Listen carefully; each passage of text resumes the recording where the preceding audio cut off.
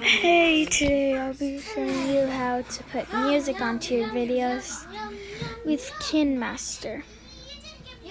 So yeah, you need to go to YouTube. I can't find it right now. There it is. You want to search up the song that you want.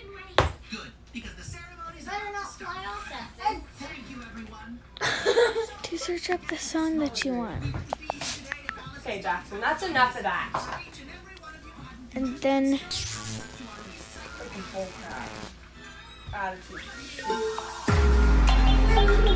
you want to record it. And then you want to record it. Since I'm not doing it yet, I'm not going to record it.